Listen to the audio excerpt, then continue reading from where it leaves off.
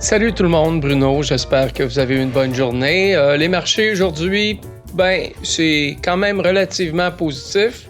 Si on fait une observation du heatmap, par exemple, vous voyez qu'il n'y a rien de super gonflant, il n'y a rien d'extraordinaire. Par contre, c'était pas non plus là, la fin du monde. C'était plutôt positif. Il y a beaucoup de choses qui se passent sur les marchés. Il y a des annonces importantes, il y a des contradictions aussi entre certains indicateurs et différents chiffres disent pas tous tout le temps la même chose au même moment. Donc, c'est sûr que quand on regarde la dette commerciale aux États-Unis, quand on regarde aussi les problèmes qui peuvent suivre les élections le 5 novembre, on se rend compte que ça peut être quand même assez rock'n'roll. Donc, il faut qu'on soit prêt à toutes ces possibles-là, toutes les hypothèses qu'on pourrait émettre par rapport à ce que les marchés pourront faire. Il faut être capable à un moment donné de s'adapter à la situation puis d'en profiter rapidement. C'est ça notre objectif comme trader. Donc, les marchés aujourd'hui, c'est pas la fin du monde. Le S&P 500 va plutôt bien. Si on regarde ici, on va aller voir le USD JPY.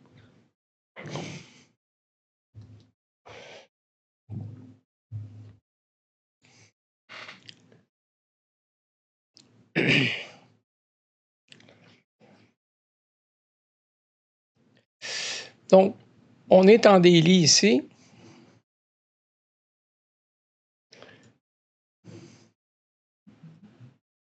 Ça, je vais l'enlever, là. Les Fibonacci, c'est pas nécessairement pertinent. Ce qu'il faut voir ici, c'est que on est venu travailler très fort à ce niveau-ci, qui est une ancienne résistance ici aussi.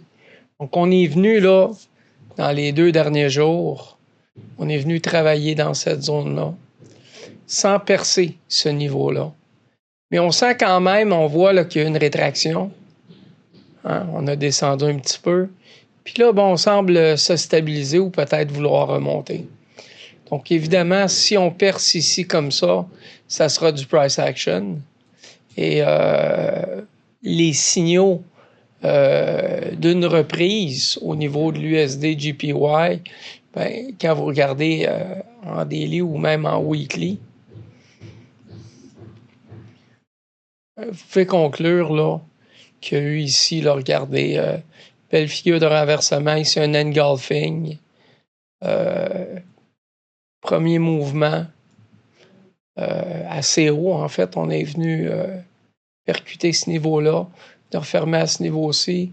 Chandelle qui a suivi ça, évidemment, on est retravaillé à l'intérieur de cette chandelle-là. Puis là, après ça, boum, il y a eu vraiment la chandelle des chandelles, là, la semaine dernière, là où on a eu un gros mouvement. On est revenu en haut de ces valeurs-ci et on a même brisé le ISI des chandelles et même ce niveau-là ici.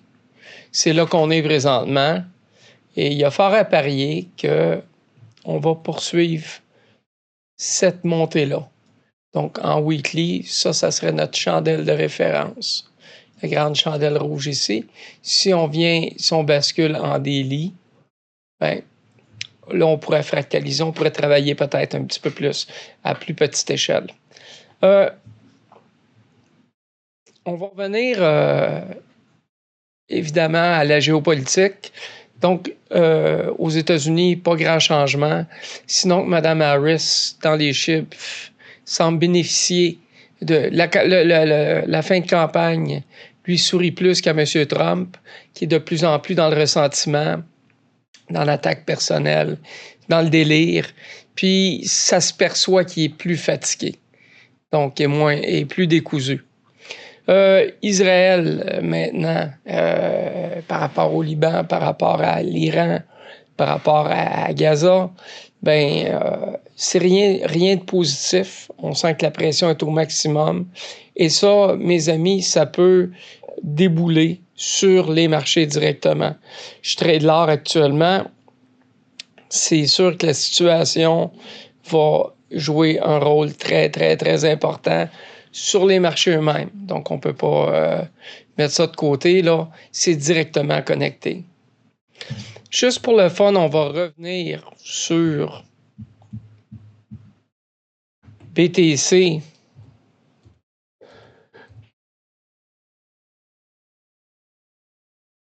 Il n'y a pas si longtemps.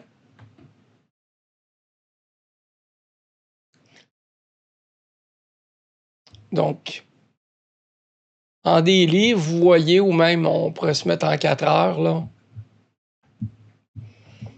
Quoique, non, c'est plus clair en daily. On travaille dans un range qu'on avait défini. Comme on a réussi à stopper ici, là, le mouvement, on est parti d'ici, on est monté ici, renversement, puis là, on est redescendu. Il y a eu une résistance ici. On n'a pas eu à redescendre dans le bas du channel. Ça pourrait laisser présumer une espèce de pression haussière. Il n'y a rien de sûr, là. On pourrait aussi bêcher demain matin, puis se retrouver dans une situation qui n'est pas du tout celle que je vous définis actuellement, mais on sent qu'il y a les conditions générales favorisent le Bitcoin. L'incertitude favorise le Bitcoin. Et il y a plus de chances qu'on remonte dans cette zone-là et plus haut dans les prochaines semaines qu'on redescende plus bas. Donc, je dirais que en haut de ce niveau-ci, nos chances d'être dans cette zone-là et même plus haut sont plus grandes que d'être dans l'autre direction, ce qui n'est pas impossible non plus. On voit bien que les dernières chandelles, le marché, là, il a fait quand même un peu de surplace. Mais globalement, on est plus haussier que baissier. Pourtant, tout le channel qu'on a défini, lui, était baissier. Donc, sur les marchés, dépendamment de sur quel time frame on veut travailler, il faut toujours s'ajuster adéquatement. Sinon, on peut se planter. On peut avoir raison sur beaucoup de plusieurs éléments. Puis on a un mauvais timing, on prend une position, puis ça s'avère qu'on est dans le champ complètement. Donc, c'est un petit peu ça que je voulais voir avec vous. Restez alerte. Prenez bonne note des réactions du marché. Essayez de voir comment les choses transitionnent et tout. Puis, trouvez-vous des titres sur lesquels vous êtes confortable. Des titres qui sont pour vous, qui vont être des niches pour vous. Juste pour le fun, on va finir là-dessus. Ça va être plus sympathique.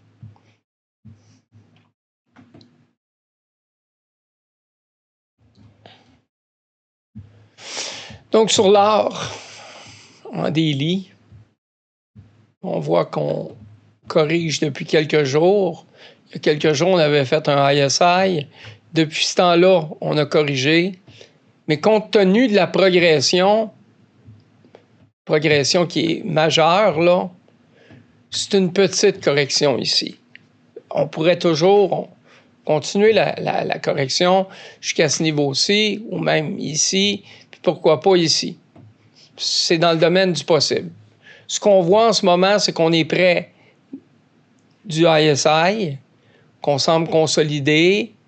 On travaille beaucoup dans cette zone-là. Peut-être que là, ici, on vient de faire une cassure. Peut-être que le mouvement va se poursuivre à la baisse.